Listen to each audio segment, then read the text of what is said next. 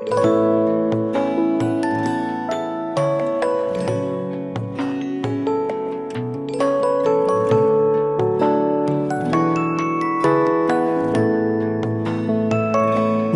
អ្នកធ្លាប់ខលធ្លាប់តែសួ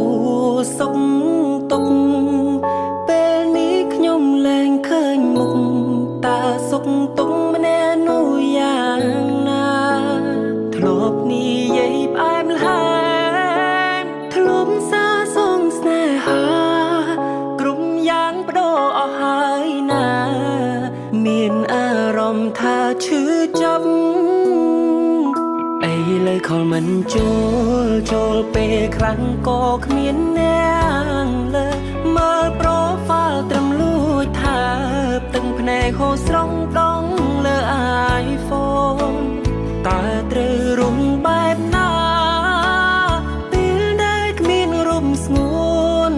ពីភពលោកប្រែស្រពូនបាត់អូនបងបាត់អ្វី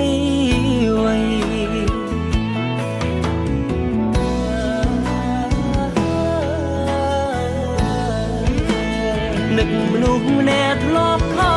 លនឹកមនុស្សធ្លាប់ស្រឡាញ់គេនោះបានចាកចេញ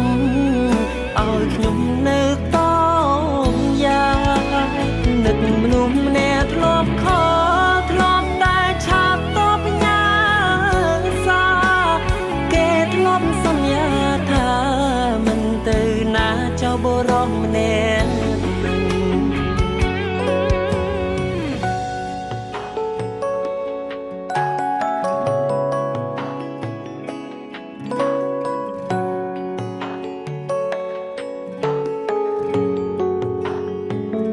ឥឡូវខលមិនចូលពេលខ្លាំងក៏គ្មានអ្នកលើមើលប្រូហ្វាល់ត្រឹមលួចថាទឹកភ្នែកហូរស្រង់ដងលើ iPhone តើត្រូវរំបែបណាពេលដែលគ្មានរូបស្ងួនពីភពលោកប្រែស្រពូន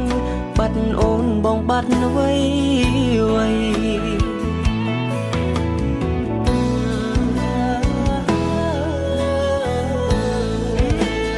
នឹកមនុស្សម្នាក់ធ្លាប់ខ